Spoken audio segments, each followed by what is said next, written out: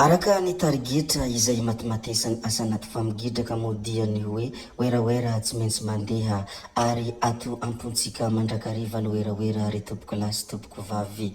Nohon' izany moa dia nampahafantatra ity olona hitantsika amin'ny sary ity i madamo asa anaty famigidraka.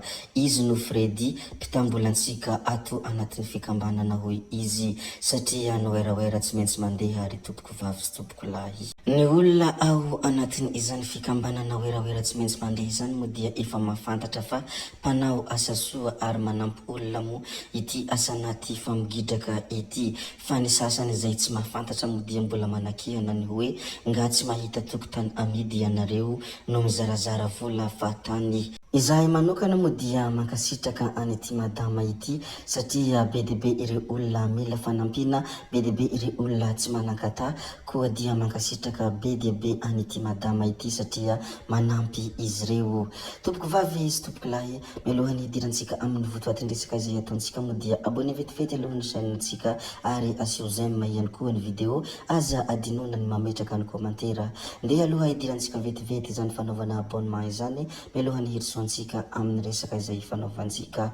Ndao ary tompoko lahy, ndao ary tompoko vavy, abonné vetivety ary ny chaîne-ntsika.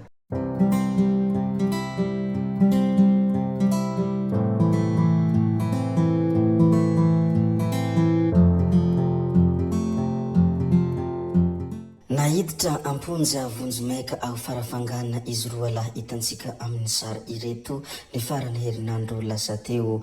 Ny antony moa dia nandrahona olona ho faty sady nitaky vola ihany koa. Misy olona monina ao Ambalatany Maheriranty nandefasany izy ireo taratasy fahovinona tamin'ny 24 Desambra. Ny raiky amby roapolo sy 13 Desambra nandefasany izy ireo someso indray ilay olona no tereny hanome iray tapitrisa ariary fa raha tsy izany dia hodorana ny tranony ary haripaka ho tapirina ny ainy izy mianakavy. Tratrany zandary daholo moa ny zava-dratsy nataon izy ireo ka ireo lasa any amponja ireo. Isorana manokana ny zandary satria tena namantsika tokoa ny zandary. Fa ny zavanisy sy zavanitranga tany Toamasina kosa dia jiolahy 4 voatifitry ny polisy tao Veriry. Ny kasa hanafika olona tanaty tikitiky ry zareo fa ny polisy efa naharay loharanom-baovao marim-pototra nidina teny antoerana avy hatrany ireo polisy avy amin'ny komisaria central. Tsy tanteraka ilay fanafihana nohon' izany ka ny iray voatifitra teo no eo fa ny telo hafa kosa dia voatifitra teo ampifanenjehana. Nasana maly ny fampitifitra tamin'ny polisy mihitsy ireo jiolahy raha araka ny vaovao izay nangoniny Claudia Tsitlom tena izy fa azo ny basy miisa roa mbola karohina kosa ny namany izy ireo. Hiresaka indray ny avy ao amin'ny lapany mahazo arivo fa 1 Janoary 2024 isika. Izy ity moa dia resaka fihaonan'ny Prime Ministra tamin'ny ireo lehibe ny fileovana manerana ny faritra ao Madagasikara. Tanteraka ny omaly antoandro tao amin'ny lapany mahazo arivo ny dinikasa teo amin'ny Prime Ministra lehibe ny gouvernemanta sy izy moa izany Fantsain Christian sy ireo lehibe ny fileovana manerana ny faritra rehetra ao Madagasikara. Notarihiny ministry ny aditany tsy izy moa izany fa Ramatoa Rahajavololony Hena Nirisoa hery nandrasana. Arak'izany moa dia teboka telo lehibe noho ny fanakalozana ka voalohany tamin'ny izany ireo fanamba arakasa miandry mandritra ny ity taona 2024 ity mba hihatsara sy hitoetra hatrany ny filaminana sy ny fandriampahalemana manerana ny nosy. Voasongadina izany nandritra ny tombana sy ny jeritodika natao mikasika ny asa sy ny vokatra azo tamin'ny iny taona 2024 lasa teo iny. Ny faharoa moa dia ny fandrindrana bebe kokoa ny asa ampanjakana mba hisian'ny tontolo mpampandrosoana miabo hanamora ny fanatanterahana ny politika ankapobe ny fanjakana izay tarihiny Andriamatoa filohan'ny Repoblika Andry Rajoelina. Ary ny fahatelo dia ny fametrahana ny fahamarinana toerana isam-paritra ka mba ho tena taona ny asa sy filaminana tokoa ity taona 2024 ity. Nisy koa ireo tatitra nataony ireto lehibe ny fileovana ireto ka nanomezan'ny Prime Ministra toromarika maro samihafa ampanjariana hatrany asa ampanjakana any amin'ny faritra rehetra manerana ny nosy.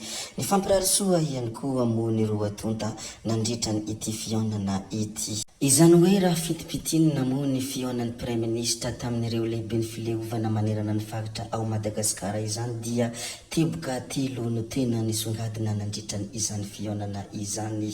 Rehefa avy niresaka mikasika an'iny Prime Ministre iny moa isika dia ndeha risika hijery kely ity anankiray ity. Izy ity moa dia hetsika fanehoana firaisankina sy fifankatiavana nataon'ny fianakaviam-beny Anterimerandoholona tiany Mada Espace Bypass ny efatrandro lasa izay moa no nivohany ity zavatra ity. Nanatanteraka fiaraha-misakafo sy fiaraha-mikorana teny amin'ny Mada Espace eny Ambohimangakely ny fianakaviam-beny Anterimerandoholona ny andron'ny zoma 7 Janoary 2024. Hetsika izay natao indrindra hanamafisana ny firaisankina sy ny fihavanana ary ny firahalahina eo amin'ny samy mpiara-miasa eo anivony ity andry mpanjakana ity araka ny filamatry ny mpiara-miasa rehetra manao hoe iray vatsy iray aina. Araka ny fanamarihana izay nambarany izy ireo moa dia sambany tokoa mantsy no nisy hetsika tahaka izao ny teo anivony Anterimerandoholona izay mbola tafiditra indrindra ao anatin'ny fifampiarabanana tratran'ny taona. Marina moa fa ireo loholon'ny Madagasikara izay tarina Andriamatoa Jeneraly Ravalomananary Saramivady no nitoto nahafotsy sy nahandro nahamasaka nahafahana natanteraka izao lanonana izao. Izy ireo mantsy no nandray antanana ny fandaniana rehetra. Nambarany Andriamatoa filohan'ny Anterimerandoholona nandritra ny fandraisam-pitenenany fa tokony ny haja amam-boninahitry ny Anterimerandoholona hatrany no ataony tsirairay vendondra raha. Hitataratra tamin'ny fiarahana tamin'ny io andro io fa mifankatia sy mifanohana ary mirahina ny mpiara-miasa na dia samy manana ny firehan-kevitra politikany, ny fiaviany, ny firazanany ary ny finoany aza. Faly ary nalainy saraka ny mpiara-miasa satria dia nafinahitra tanteraka ny fiarahana hoy izy ireo. Nisy moa ny fampisehoana maro nataony isaky ny fitalehavana toy ny dimy mirindra sy ny hira isan-karazany izay narahana fitafy mampiavaky ny isam-paritra. Ny hamarana antsika tanteraka ity video anankiray ity moa dia ireto sary hitantsika ireto zareko kely aminareo rehetra. Izy reto moa dia Alarobia Vatosola any amin'ny distrikny Andramasina faritra Analamanga, toerana anisan'ny kanto tena kanto ary mangina sy milamina ihany koa anefa no sady mahatehonina noho ny tontolony mahatalanjona. Tsy maintsy zaraiko moa izy ity satria anisan'ny toerana misy ao Madagasikara ary anisan'ny toerana azo lazaina hoe tsara ao a Madagasikara. Nohon' izany dia tsy hainy tsy hizara izany aminareo rehetra malagasy mpiray tanindrazana. Raha sendra malalaka dia mba mandalova fa tena mahafinaritra tokoa izany Alarobia Vatosola izany. Zay koa moa no namarana ny videontsika koa dia misaotra betsaka nareo na vitanay ianao hatramin'ny farany ary mbola hentaniko foana ianareo hanaraka ny video izay alatsaka yato misesisesy.